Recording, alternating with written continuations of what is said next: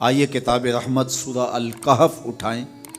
اللہ تعالیٰ نے ایک واقعہ بیان کیا ہے حضرت موسیٰ اور حضرت خضر علیہ السلام کا، کہ حضرت موسیٰ علیہ السلام عزم مصمم کر کے جب چلے تو اللہ فرماتا ہے کہ ہم نے حضرت موسیٰ علیہ السلام کو جس بندے کی نشانی بتائی تھی وہ بندہ ان کو وہاں مل گیا۔ سفید چادر اوڑھے حضرت خضر علیہ السلام وہاں لیٹے ہوئے تھے، تو یہ جا کے ان کے پاس کھڑے ہو گئے کہ حضرت میں آپ کی خدمت میں اس لیے آیا ہوں کہ اللہ نے آپ کو جو خصوصی علم عطا کیے ہیں میں ان کو سیکھنے کی غرض سے آپ کی چوکھٹ پہ آیا ہوں۔ کہا تم میرے ساتھ صبر نہیں کر پاؤ گے، معاملے مشکل ہیں، سفر دشوار ہے، منزل کٹھن ہے، اور میرے معاملات ایسے ہیں کہ تم اعتراض کرو گے اس کے بغیر تم رہ نہیں سکتے۔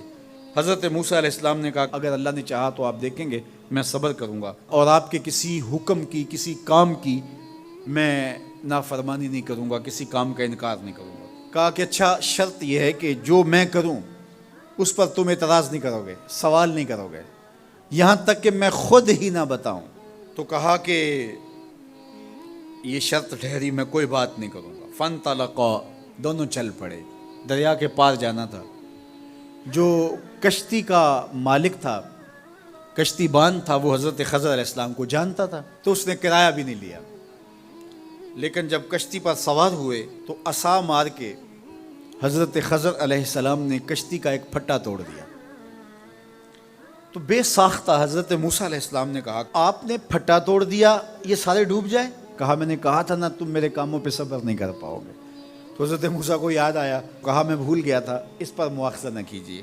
پھر دونوں چل پڑے، بچے کھیل رہے تھے، ایک خوبصورت لڑکا وہ بھی بچوں میں کھیل رہا تھا۔ حضرت خضر آگے بڑھے اور اس کی گردن مروڑ دی، اس کو قتل کر دیا۔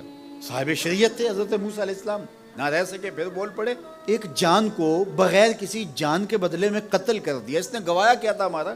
آپ نے بہت ہی جو ہے وہ غلط کام کیا، یہ کام اچھا نہیں کیا آپ نے۔ کہا میں نے کہا نہیں تھا کہ تم میرے ساتھ صبر نہیں کر پاؤ گے۔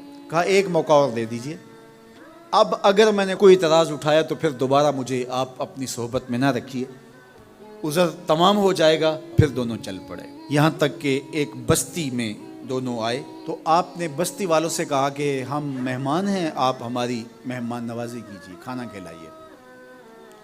تو انہوں نے انکار کر دیا، کہا کہ ہم تو آپ کو بلایا نہیں ہیں، آپ خود آئے ہیں، آپ اپنے کھانے کا خود انتظام کیجیے۔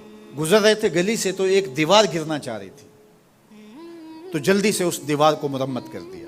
کہا حضرت ہم اگر چاہتے تو اس پہ اجر لے سکتے تھے، انہوں نے ہمیں کھانا تک نہیں دیا اور ہم ان کی دیواریں سیدھی کر رہے ہیں۔ کہا اب تمہاری میری جدائی ہو گئی، تم نے یہ بھی اعتراض کر دیا۔ تو انہیں یاد آیا کہ وہ یہ بھی اعتراض ہو گیا، اب میں تمہیں بتاتا ہوں کہ یہ 3 کام میں نے کیوں کیے۔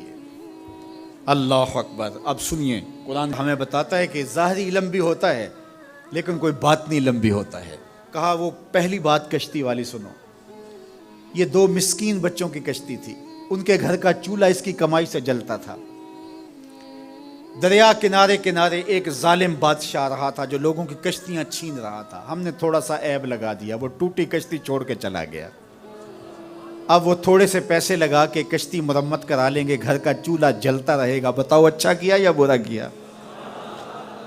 کہا رہی بات اس بچے کی جس کو ہم نے قتل کیا، اس کے ماں باپ مومن تھے، نیک تھے، صالح تھے، بچے نے بڑا ہو کے بہت برا ہونا تھا، ہم نے اس کو قتل کر دیا، اللہ اس کے بدلے ان کو بہتر اولاد دے گا۔ علماء تفسیر نے لکھا ہے اس بچے کے بدلے میں اللہ نے ان والدین کو ایک بیٹی عطا کی جس کی نسل سے 70 نبی پیدا ہوئے۔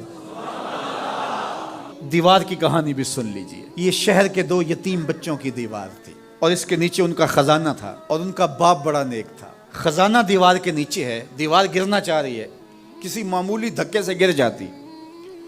2 ہی صورتیں تھیں، یا وہ بچے خود اپنا خزانہ اٹھا لیتے یا لوگ اٹھا کے لے جاتے۔ لوگ اٹھا کے لے جاتے پھر بھی ہاتھ میں کچھ نہ آیا، اور اگر وہ خود اٹھا لیتے تو بچے ہیں، بچپنے کی وجہ سے وہ اس کو اڑا دیتے۔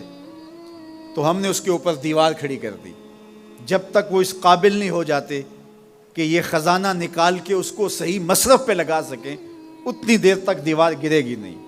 اللہ اکبر۔ وہ کسی وجہ سے دیوار قائم رہے گی، اور جب وہ اس عمر کو پہنچ جائیں گے جس عمر میں وہ اس خزانے کو سنبھال سکیں گے تو پھر دیوار خود بخود گر جائے گی اور یہ خزانہ نکال کر کے اپنے کام پہ لے آئیں گے۔ میں جب پہلی مرتبہ اس کو جو ہے وہ غور کے ساتھ تلاوت کیا تو مجھے یہ لگا کہ اس کا انطباق پاکستان کے حالات پہ بھی ہو سکتا ہے، اس لیے کہ یہ بھی یتیموں کا سرمایہ ہے۔ کتنے یتیم روتے بلکتے رہ گئے اور ان کے سر سے جو ہے وہ سائے اٹھ گئے اس وطن کے لیے، لیکن میرے مالک نے اس ملک کے خزانوں پر گہرے پہاڑ اور بڑی بڑی دیواریں کھڑی کر دی ہیں۔ جب تک یہ قوم بلوغت تک نہیں پہنچے گی اتنی دیر تک وہ خزانے ظاہر نہیں ہوں گے، اور جب یہ قوم اپنی بلوغت تک پہنچے گی، شعوری بلوغت، فکری بلوغت، علمی بلوغت، اور رب سے جو وعدہ کیا تھا پاکستان کا مطلب کیا، لا الہ الا اللہ، جب اس بلوغت تک یہ پہنچ جائے گی، اس وعدے کی تکمیل ہوگی، پھر رب دیوار ہٹا دے گا اور پاکستان کو اللہ اتنے خزانے دے گا اور پاکستان ایسا مالا مال ہوگا دنیا دیکھنے آئے گی انشاءاللہ۔ اس لیے رب نے دیواریں بنا کے رکھی۔ تمہارا باپ معین الدین چشتی بڑا نیک تھا، تمہارا باپ داتا گنج بخش علی حجویری بڑا نیک تھا، تمہارا باپ حضرت مجدد الف ثانی بڑا نیک تھا، ان کی وجہ سے میں دیواریں کھڑی کر رہا ہوں اور مضبوط حصار لگا رہا ہوں تمہارے خزانوں پر، اور وہ وقت آئے گا جب تم بلوغت کی عمر کو پہنچو گے، دیواریں ہٹ جائے گی اور تمہارا وطن زمانے پہ مہکتے پھول کی طرح اور چمکتے ستاروں کی طرح اور روشن آفتاب کی طرح چمکتا اور مہکتا دکھائی دے گا، اور زمانہ پاکستان دیکھنے آئے گا، پاکستان دنیا کی قیادت کرے گا انشاءاللہ۔ تو کہا یہ تعویل ہے ان باتوں کی جو باتیں میرے رب نے مجھے بتائی، اور یہ میں نے اپنی مرضی سے نہیں کہیں، اور جو میں نے کیا اپنی مرضی سے نہیں کیا۔ تو یہ باطنی باتیں ہیں، شاید یہ باطنی باتوں کے جوش میں یہ بات بھی میں کر گیا۔ وہ کیا کسی نے کہا تھا کہ بھری محفل میں ایک راز کی بات کہہ دی، بڑا بے ادب ہوں سزا چاہتا ہوں۔